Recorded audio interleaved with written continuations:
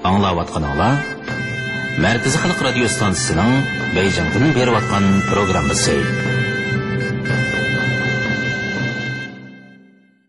Assalomu alaykum hurmatli radio anglag'uvchilar. Adabiy anglatish programmamizni anglashinglarni qarshi olamiz. Bugungi programmamizda yozuvchi Farhod Jilonning Xinjiang xalq nashriyati tarafidan nashr qilingan Ediqut yulduzi nomli tarixiy romanining davomini anglatamiz. Qachongacha mushundaq bo'zak bo'lib yuraymiz? Ediqut Xaqon qo'shin tortib chiqsa bo'lmamdi. Bu Tangut degan nijislarning adabini bersak bo'lmamdi. Mening savollarimga javob bermadingizmi, Tatatonga baxshi? Bizga ustoz bo'lib, yeziq o'rgatishga qo'shildingizmi? Butun xalq Sakyamoni yo'lida minib, Budda ta'limotlarini o'rgansin. Chingizxon degan paskini Mong'olni tilga ilib meni qo'rqitmoqchi bo'lishyapsan texi. Ay ko'ktanri, qor yerga buyruq bergin. Dushmanlarimizni nasib bossin. Ay qudratga egimiz ko'ktanri. Men o'zim qo'shin tortib berib, ularni uchuqtirib bitay. Bo'ldi, qo'g'limaqlar. O'g'il bola ekan. Bundaq bir azmat dunyodan yo'qolsa, odamning ko'ngli yerim bo'ladi.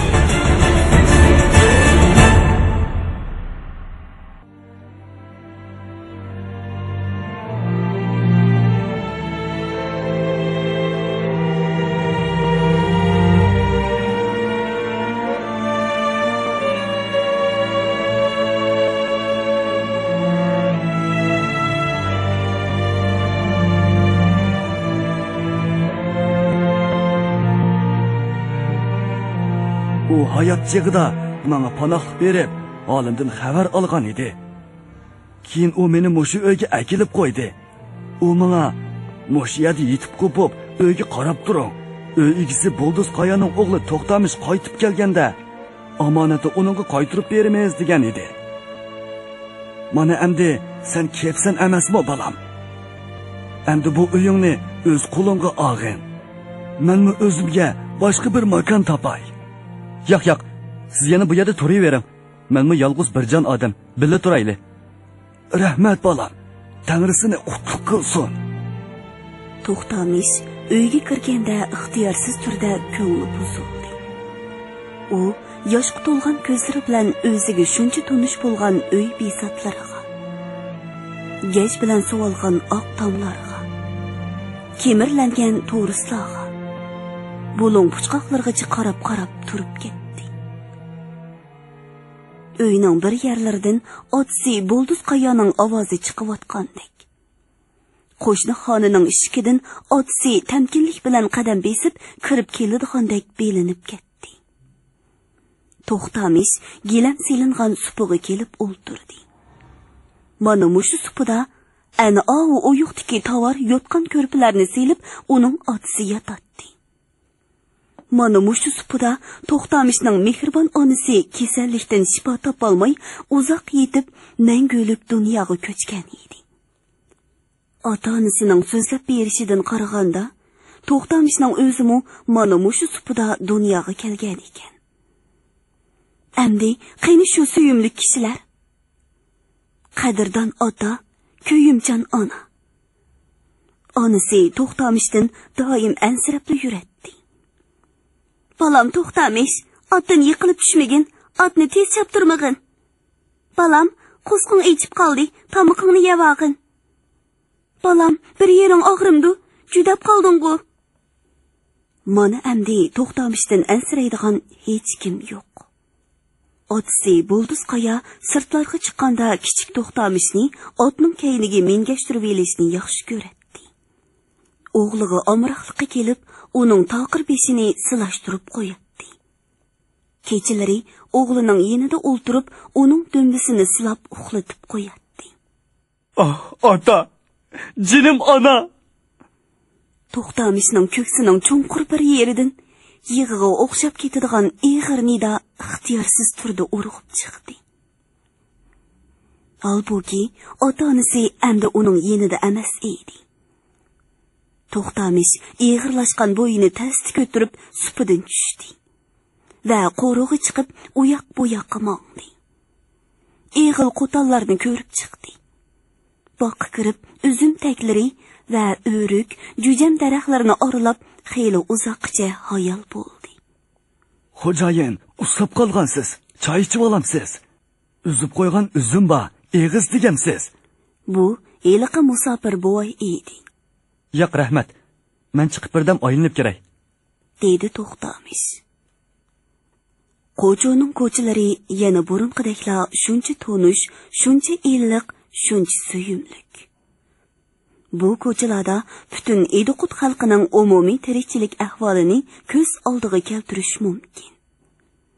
Mana boy va beglarning hashamatli qasrlari, qo'rularning egiz tomlari pishiqishda qo'pirilgan bo'lib, to'pisiga ko'ptirma shaklda koyish tizilgan.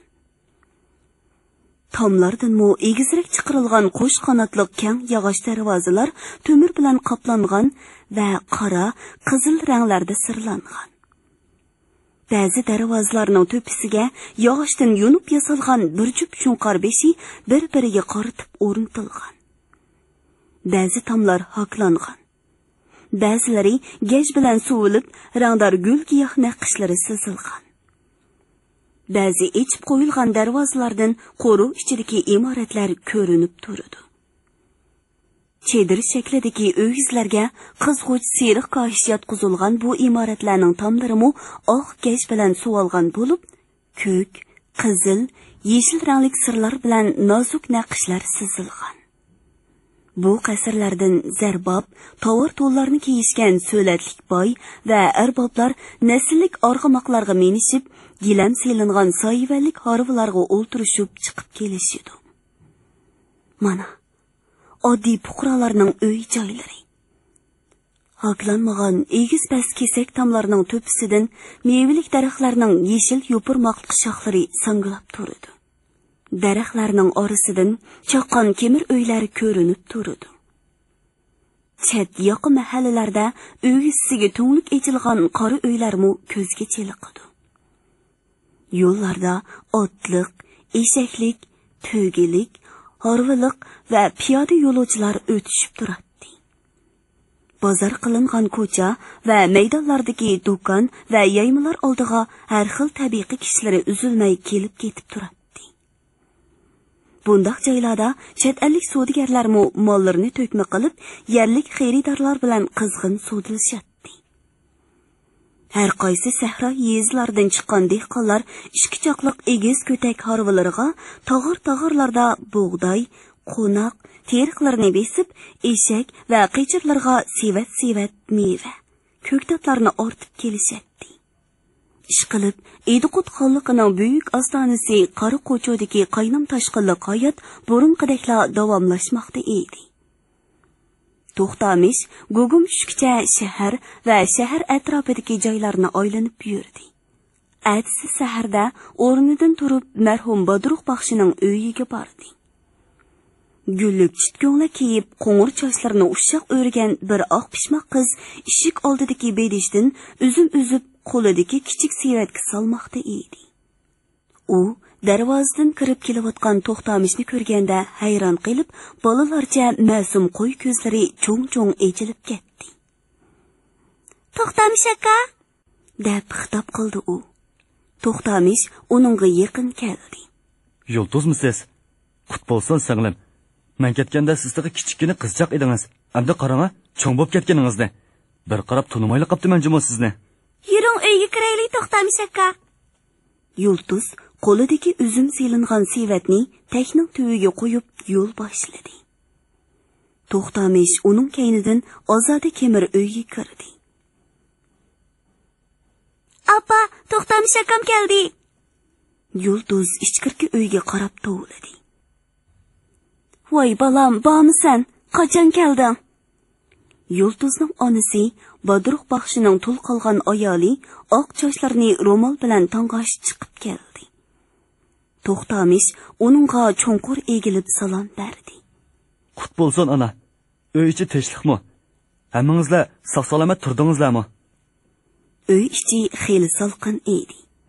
Uchaylan supida o'ltirib, uzum bilan yumshoq nonga eg'iz takash, hol ahvol so'rashib, o'tgan kunlarni aslashib uzoq mungdashdi. G'erib singan To'xtamish bu oilada illiqlik his qilib, dili yo'rib xush bo'lib qoldi. To'xtamish xo'shlashib manganda yulduz uni darvoza sirtig'icha uzitib chiqdi. Xo'sh singlim, turib qiling. Xo'sh To'xtamish aka, yana kelib turing. To'xtamish bir necha ko'chadan o'tib, hayvatlik bir qasr oldiga kelganda etini to'xtatdi. Uning ko'zlari g'azab ushqunlariga to'lib qizirib ketdi. Bu qasr Misrislar oilasining turalg'usi edi.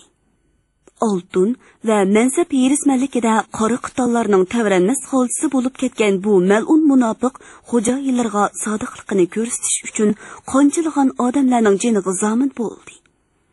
Qonchilagan tul xotin yetim bolalarni zar qoqshatdi. Qonchilagan oilalarni vayron qildi. Uning qilmish atmishlarini hargiz kechirishga bo'lmaydi. U hozir nada? Balkim bu turalg'usida emas.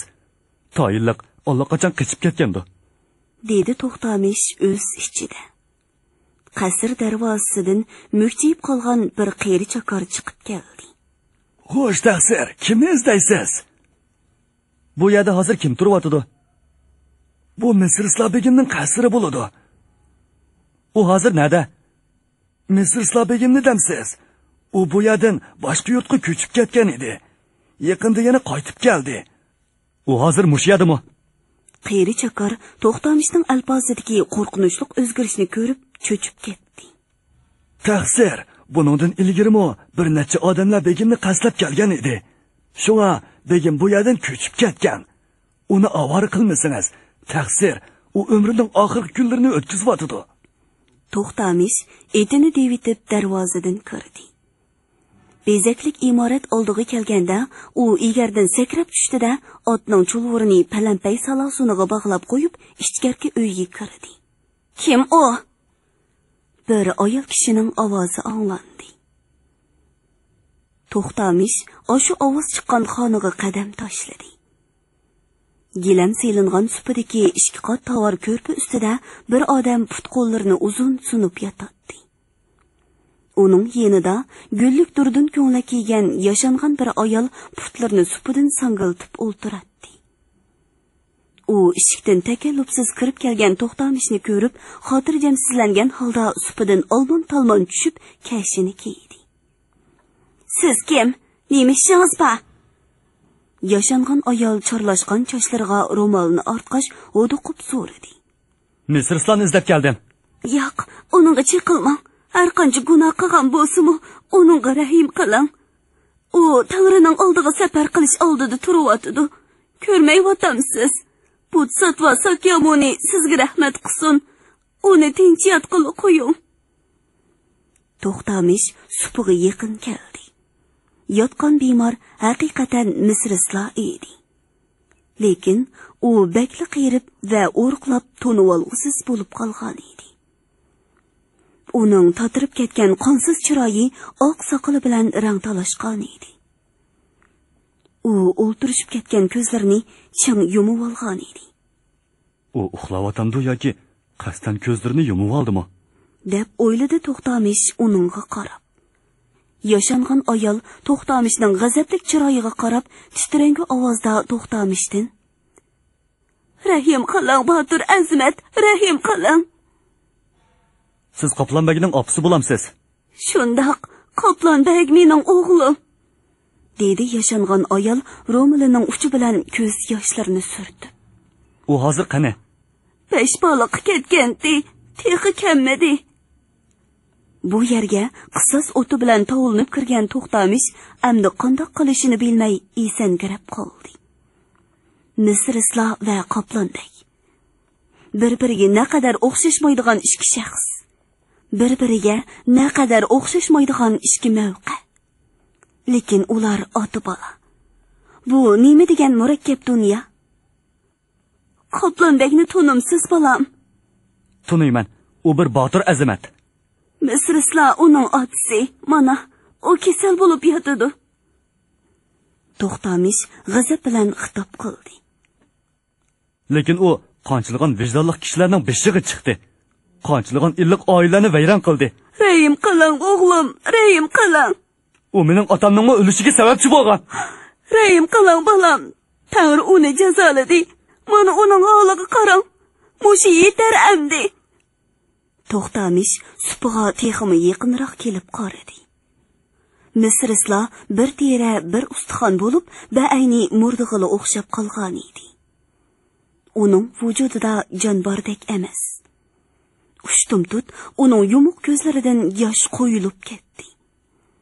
Faqat mushu ko'z yoshlarla uning texi jini chiqmaganligidan bishorat berdi. To'xtamish uningga qarab turib ketdi. Mushundaq sharoitda, mushundaq yerimjon o'limtik qiyrig'i qo'l tekkizgili yoki yurakka tekkudak ishki eg'iz gap qilg'ili bo'lamdi. Shuncha uzoqdan beri To'xtamish yuzma-yuz uchrashishni kutgan edi. Mana endi-chu. Qaraganda Tangri bu ishlarni To'xtamishning o'ylig'inidek o'g'irlashtirmabdi. Ishchi qaynab turgan To'xtamish asta-asta past ko'yga tushdi. U asta orqaga burilib, uydan chiqib ketdi. Endi nega boray? Uyga qaytaymi? To'xtamish qora arg'amiqini minib Misrislar qasridan chiqqandan keyin fikr-xayollari chechilib bir pas turib qoldi. Shu topda uning ko'ngli go'yoki qorong'u bo'shliqqa o'xshab qolgan edi. Ushtumtut Turkan oy degan yaqinli qism uning shu ko'ngil qorong'uligida bir yo'riq nuqta hosil qildi. To'xtamish qora arg'amoqning beshini shu tarafga burdi. Turkan oy hozirmi shu uydimi emasmi? Balkim allaqachon bola chaqiliq bo'lib, erining uyga ko'chib ketgandi, deb o'yladi u. Qora arg'amoq uni shahar sirtiga ochiqdi. Mana, yiliqi qumsangu to'puliq yer. Dal mushu yerda yiliqi Qoplonbek Qiton cherikini o'ldirib, To'xtamishni tutqunlikdan qutuldirgan edi. Shu Qoplonbek, Osi munofiq Misrislarning o'g'li. Hay odamlar, odamlar. Bir-biriga o'xshashmaydigan xilma-xil odamlar. 5 barmoq tekshi bo'lmagandek bir jamat, bir urug' odamlarga o'xshash bo'lavermaydi ekan. Ba'zi uylarda 5 jon odam bo'lsa, 5si 5 xil. Bu dunyodagi nurg'un ishlarning murakkabligi va qiyinligi ana shuningdan bo'lsa kerak. Mana, yiliqi yeza. Agri-bugri to'puliq harvi yo'llari. Mana, yiliqi darvoza. Mana, yiliqi sungush. Yarador bo'lgan To'xtamish mushu sungushdan o'milab kirib, mushu bog'liq ho'ylada yoshiringan edi. Mushu ho'ylada u Turkan oyni ko'rgan edi. Uning qutquzuvchisi Turkan oy. To'xtamish otdan tushib darvozani qoqdi. 30 yoshli bir ayol chiqib darvozani ochdi. Turqidan qaraganda mushu uyning dediki bo'lsa kerak. Turkan oy xon qiz, ilmi mushu uyda turib-atamdi. Shundoq begim. Ismim To'xtamish, kirsam bo'lamdi. Bu chaqda bog' tarafdan Turkan oy o'zi chiqib keldi. U To'xtamishni tanidi va uningga tikilib qarab to'xtab qoldi. Lekin To'xtamish uni tasdi tanidi. U Turkan oyni tunji ko'rganda u qiz uchsig'i qimmatbaho tovar to'n kiygan edi. Endi qarasa, oddiyla chitko'la kiygan bo'lib, chochlardami burunqidek oltin zig'chilar va marvoyit tiziqlari ko'rinmaydi. Eng muhimi, uning chiroyi so'lg'in bo'lib, ko'zlarining nuri qochgan, o'zi juda o'riqlab qolgan edi. "Ha, bu sizkensiz-ku", dedi u yigit tarafga qarab. Uning ovozi jarangsiz, miskin anglandi. U hatto To'xtamishning bundoq kutilmaganda tuyuqsiz paydo bo'lganiga ajablangandekmi emas. Parvosiz qiyofatda ko'rinadi. To'xtamish uni bundoq holatda ko'rman deb o'ylamagan edi. Shunga u bir asnog'icha esangirib turib qoldi. Qut bo'lsin. U Turkan oyni xon qiz yoki xonim deb atashni pamlayolmay o'ng'aysizlandi. "Ha, keling, uyga kiring", dedi Turkan oy bo'sh va bo'g'iq ovozda. To'xtamish etini eg'ilga akirib qo'yib, un chiqmay uning kaynidan qadam tashladi. Ular yana heliqi uyga kirdi. Ular tunji navbat ko'rishganda kirgan o'sha uyga. Bu uyda hech qanday o'zgarish yo'q edi. Yana shu burunqi oq tomlar, yana shu gilam silingan supa, pokiz supurib tozalangan salqin uy. "Qani o'ltiring", dedi Turkan Oy va o'zimi asta kelib supining bir chetiga o'ltirdi. To'xtamish uning qiyofati va kayfiyatini anqirolmay, uningga qiya ko'zda qarab qo'yib va uningdan orliq saqlab supiga o'ltirdi. Oraga odamning ichini pushurg'idek jimjitlik tushdi. Turkan Oy beshini to'van silib yerga qarab o'ltirdi. Ahvolingiz qanday? Tavingiz yo'qmi? Turkan Oy beshini ishti ko'tirib yigitga ko'z tashladi va savoliga javob bermasdan so'radi. "Qachon keldingiz? Nalarda yurdingiz?" To'xtamish uningga beshidan o'tgan sarguzashtlarni qisqacha so'zlab berdi. Turkan Oy ko'ngil qo'yib angladi. To'xtamish so'zlab bo'lgandan keyin oraga yana jimjitlik tushdi. Turkan Oy yana un chiqmasdan beshini to'van soldi. Yigit uningga qarab tengirqab qoldi. Turkan Oy nima bo'lgandi? Bemazgil kelib qoldimmi qandaq? Asta xo'shlashib ketib qolaymi ya? Yo'q, To'xtamish unda qila olmaydi. Turkan Oy, o'zingiz to'g'riliq so'zlab bersangiz-chi, dedi u sal qo'rinib. Turkan Oy ulug' kichik tindi. "O'zim to'g'riliq nemiday endi? O'zingiz ko'ryapsiz-ku, yana mushu uyda turyapman shu." Bu uyda o'zingiz yolg'iz turyotamsiz? Dedeklar xizmatkorlar bor. Bir navrakam pat-pat kelib yo'qlab turdi. Mushundaq bir tanho yetimman. Siz yotib bo'lmadingizmi? Turkan Oy yana ulug' kichik tinib ko'zlarini pastga qaratdi. Yo'q. To'xtamish yana ajablandi. Acaba shuncha yillardan beri bu qandoq gap? Albuki bu vaqtda yana ko'chilab so'rash adabsizlik bo'ladi albatta. Turkan Oy, siz meni o'limdan qutuldirib qolgan. Sizga minnatdorligimni bildirish uchun keldim. Sizning qilganingizni o'lsam-mu unutmayman. Men sizga mangu qarzdor. Qandoq ishingiz bo'lsa, menga deng. Men sizga qo'limdan kelishicha yordam qilaman. Men sizga hech qancha ish qilib berganim yo'q. Bu hoyliga o'zingiz kirib qopsiz. Men noyit kelsa sizni o'zitib qo'ydim shu. Mening o'rnimda boshqa biri bo'lgan bo'lsa-mu shunday qiladi. Yo'q, undaq emas. Hamma odam sizdek vijdonliq, oq ko'ngil bo'lavermaydi. Turkan Oy yana gap qilmasdan beshini to'van soldi. Uning zodi nima bo'lgandi? Zodi nima bo'lgandi? Ya uning o'zining aslidagi xulqi mijozi shundaqmi ya? Yo'q. Biz tunji ko'rishganda u bundoq emasdi-ku. Amdi qilish qudak gap so'z qolmagan edi. To'xtamish xo'shlashib mong'andimi, Turkan Oy gap qilmasdan uni uzitib chiqdi. To'xtamish eg'ildan qora arg'umoqni yetilab chiqdi. Bu hiliqi siz bergan ot. Turkan Oy gap qilmay va chiroyini o'zgartmay beshini yenikini irg'itib qo'ydi. Bo'ldi, turib qiling. Xayr xo'sh. Xo'sh ansa, dedi Turkan Oy va uzab ketayotgan mehmonning kaynidan birdam qarab turib. Boyiqa dedak To'xtamishni uzitib sirtqa chiqdi. Xon qizning tansoqligi yo'qmi qandaq? Bizning bu xon qizga bek o'val bo'ldi, bek oq ko'ngil mehribon xon qizdi. Bu dunyoda yaxshilarga yaxshilik yo'q ekan. Nima bo'ldi? Tushuntirib so'zlamamsiz. Turkan Ayxon qizning ota-onasi kayni-kaynidan vafot bo'lgandan keyin bu yerda tog'isining homiyligida turyapti. Uzoq o'tmay o'ylamagan yerdan cho'ng baxtsizlik yuz berdi. Xon qizimizning besh baliqda turayotgan ishqa aksi savdogarchilik bilan shug'ullanadi. Ular savdo karvanini boshlab Samarqand, Buxoro taraflarga mongan ekan. Yo'lda qitallar karvoni bo'lib, Akuf kishkaylarni o'ldirib tashlabdi. Turkan Ayxon qiz bu zarbini ko'tara olmay qoldi. U kech-kunduz o'zini urib yig'lab, oxiri kasal tatib yetib qoldi. Tiyiblarning dorilarimi, perxularning amal choralarimi kor qilmadi. Xon qizimizning boshqalarning tasalli, nasihatlariga quloq solmay, shu yotqancha bir necha kun o'tganda so'zlab qoldi. Ha? Shundoq ish bo'ldimi? To'xtamish o'zini bosolmay xitob qildi. Dedek peshtomisining etiki bilan ko'z yoshlarini surtdi. Shundoq bo'ldi begim. Xon qizimiz ota-onasidanmi, bir tuqqan qarindoshlaridanmi ayrilib, cho'lda kitikandek yolg'iz qoldi.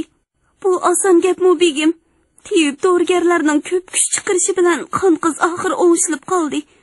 Biroq mana shundoq miskin bechora bo'lib tala-tuzgimi chiqmay, to'ymi qilmay zohidlarcha yashayotdi.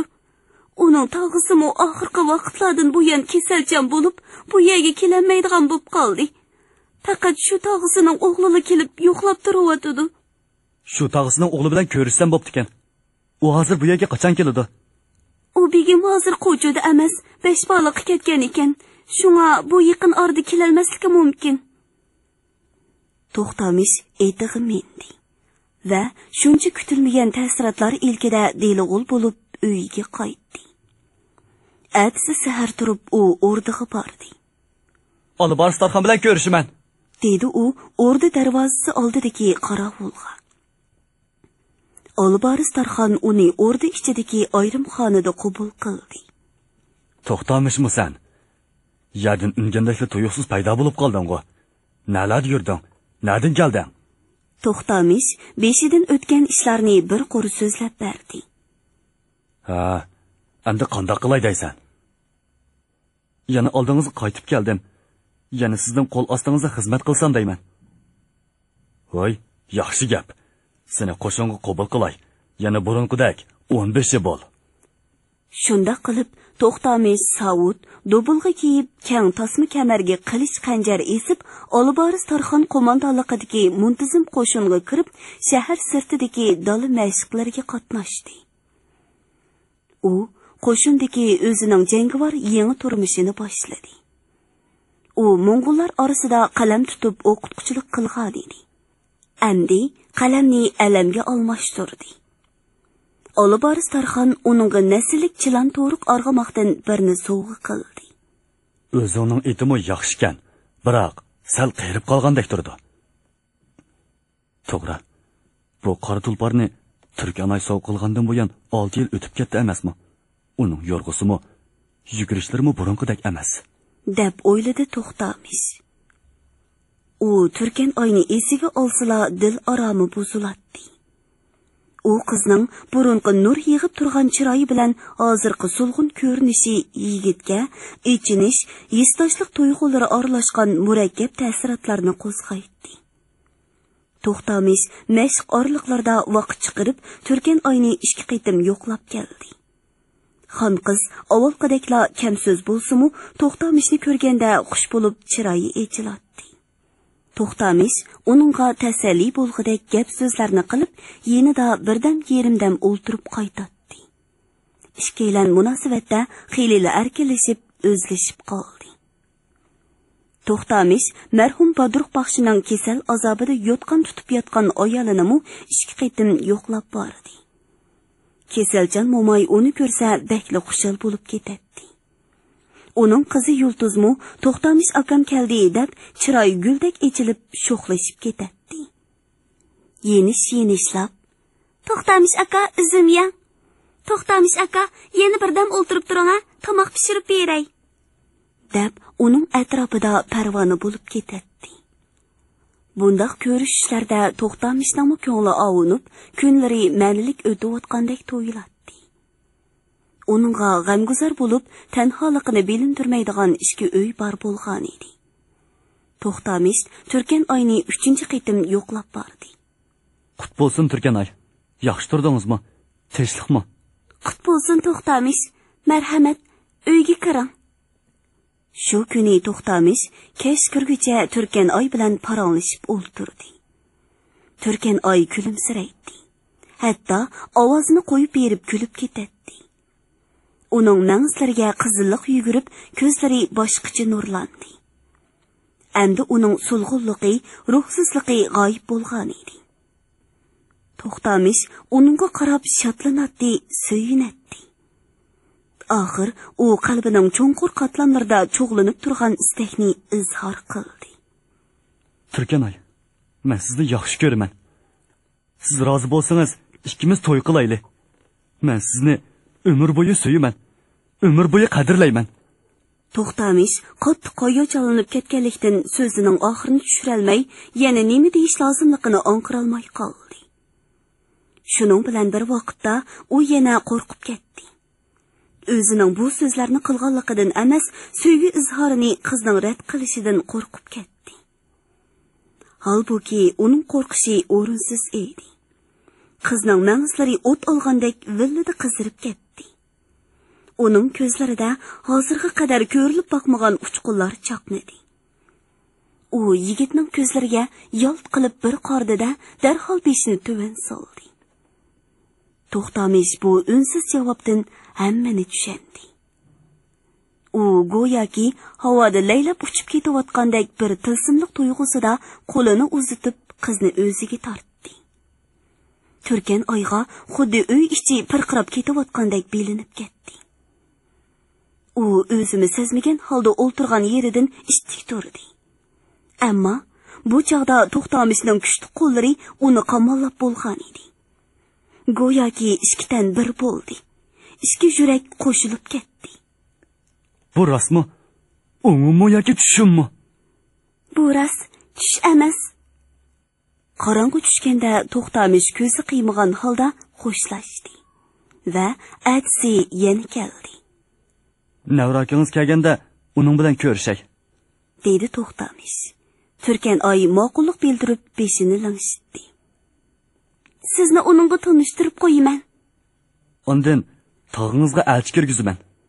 Turkan oy pisingida kulib qo'yib ko'zlarini qochirdi. Shuningdan keyin To'xtamish qo'shin bilan vazifa ijro qilish uchun sirtlarda yurib bir necha kungacha Turkan oy bilan ko'rishalmadi. U vazifani o'rindab qo'cho'ga qaytib kelgandan keyin yurishda mingan etini eg'ilga akirib qo'yib, Turkan oy bergan heliqi qora otni egarlab mendida shu so'yimli qizni ko'rgili bordi. Turkan oy uni qo'roda xushtabassum bilan kutib oldi. "Nevra akam keldi, yuring, sizlarni tanishtirib qo'yay." To'xtamish uningga agishib uyga kirdi. Supida bir kishi beshig'i tagiga qo'yib so'zilib yotgan edi. Eshik ochilganda u darhol qopib yerga tushdi. To'xtamish uningga qarab xuddi to'xtayga qoqqan mixdek qaytibli qoldi. Bu nima karomat? Uning oldida turgan kishi Qoplonbek edi. O'sha Misrlarning o'g'li Qoplonbek. To'xtamishning ko'zlari to'rlashib, beshi oylangandek bo'lib ketdi. Keshtilangan oq shoyi ko'ngligi ustidan esil-yeshil maxmal pashmat va qo'nchlariga gul tutilgan seriq kun o'ti kiygan Qoplonbekmu To'xtamishga qarab dong etib turib qoldi. To'xtamishmu uchsiga kolta maxmal pashmat kiygan edi. Farqi shuki, u belini keng tasma kamar bilan bog'lab, yeniga qilich va xanjar osgan. Taqir beshiga chavandozlarcha keng kirvaklik qora po'k kiyib, bir yeniga shunqor qanatining cho'ng peyini qistirib olgan edi. Turkan oymu ularning bundaq mixlangandek turib qolganiga qarab hayron bo'ldi. "Bu mening navra akam Qoplonbek", dedi u To'xtamishga tunishtirib. To'xtamish ön chiqmasdan sal egilib salom qildi. Qoplonbekmu o'xshash usulda salom yondirdi. "Qo'cho qaytib kelganligingni Olibar Sarxondan anglagan edim. Uning qo'shinida turib o'tibsan. Chavandozliqing turqingdan ko'rinib turdi. Seni bu yerda ko'rib qolaman deb o'ylab boqmabdi ekanman. Men sen bilan bu yerda uchrashish qilishimni o'ylab boqmagan." "Nima? Sizlar tanishamsizlar?" "Tanishimiz", dedi Qoplonbek va eg'ir besiqlik bilan To'xtamishni o'ltirishga taklif qildi. To'xtamish eg'ir tiniq elib supiga o'ltirdi. Turkan oy supida o'ltirishgan ishkilinga cheksiz hayronlik ichida ko'z tikib turib qoldi. Birdamlik eg'ir sukutdan keyin To'xtamish bo'g'iq ovozda so'radi. "Turkan oyning otasi kim?" "Turkan oyning otasi mening otamning inisi bo'ladi. Hozir Turkan oy otamning homiligida turyotdi." To'xtamishning ichi ochiq bo'lib ketdi. U alam bilan beshini to'van silib, mukchiyib qoldi. Qaramamdigan. Uning so'ygan yori, uning qalb to'ridagi oshu tangdasiz obida. Oshu go'zal Turkan oyning razil munofiq misrlar bilan tuqqan chiqib qolganini. yana kelib, oshu misrislarning jiyan qizi bo'lib chiqqanini. Hay taqdir. Tushundim. Turkanay bir yigitni qit'alardan qutuldirib yo'lga sep qo'yganligini so'zlab bergan edi. Bu asli senkansan-da. Shundaqman. Turkanay vijdonliq, haqiqiy idiqut qiz ekan. Qoplondek qiyin masalaga duch kelib beshi qotgan odamdek qo'shuvimizni turib jimib ketdi. Turkanay, xafa bo'lmay, siz birdan chiqib tursangiz, dedi To'xtamish. Turkanay hech nimani tushunolmay qaymoqqan holda chiqib ketdi. Qoplondek To'xtamishning nima deydiganligini kutib, uningga qaradi. Sen ilgari Turkanayning Misrlar jamiyatiga mansub ekanligini bilmabdi ekansan. Endi nima deysan ekan? deb o'yladi u. To'xtamish o'rnidan turib, uy ichida u yoqdan bu yoqqa mengib ketdi. Turkanay bilan ikkimiz va'dalashdik. Men uni suyaman, chin qalbimdan qadrlayman. Lekin Turkanay bizning jamiyatning a'zosi tursa, u mening navri singlim, otam Misrlarning jiyan qizi. Sen otamni o'ltirmoqchi emasmiding? To'xtamishning yurak so'qishi tezlashib, nafsi bo'g'ilib qoldi. U ko'nglining keshtilangan o'ri yoqisini kang echib etib, u yoqdan bu yoqqa teximi tez mengib ketdi-da, Qoplonbekning oldiga kelib to'xtadi. Men Turkanaydan kecholmayman. U Misrlarga o'xshamaydi. Senmi otangga o'xshamaysan-ku. U baribir mening otam. Mening oldimda otamning yomon gapini qilishimga yo'l qo'ymayman. To'xtamish yana jiddiylashib, u yoqdan bu yoqqa mengib ketdi. Turkanayni nikohimga olaman. Qandoq sharting bo'lsa et, to'ylashayli. Amdi Qoplondek keskin harakat qilib supidan pastga tushdi. Bo'lmaydi. Seni qit'alardan qutuldirib qolganimga qarabla, bu ishni yo'l qo'ydi deb o'ylama. Bu tamoman boshqa ish. To'g'ri, bu boshqa ish. Shunga Turkanayning umrlik ishini bu ishga chitib olmasqin kerak. Qoplondekmi u yoqdan bu yoqqa mengib ketdi. Uning turqidan bu qiyin masala ustida qattiq o'ylanayotganligi bilinib turadi. Bo'lmaydi. Bundaq nikohning oqibati yaxshi bo'lmaydi. Taqdir biz bu ikki oilaning o'tirsiga yulmas qora izlarni sog'an. Bu qora izlar hamon nikoh yibida tugum paydo qilmay qolmaydi. Shunga bizning adashligimiz saqlanib qolsin. Ammo munosabatimiz bo'chakdan eshib ketsa bo'lmaydi. Bu nima deganing? Turkanay ikkimiz hayotimizda tamoman boshqa izga solamiz. Taqdir yo'limizni yangidan boshlaymiz. Burungi qora izlarga endi qadam bosmaymiz. Sen birdamlik hissiyotingga tayanib so'zlayapsan. Yo'q, men hissiyotim bilan emas, aql idrokim bilan so'zlayapman. Sen degan qora izlar Turkanayning izi emas. U bir oq ko'ngil farishta. Bas, bu gapni qo'yayli. Bu haqda ortiq so'zlashni xohlamayman. Bu talabingga otamning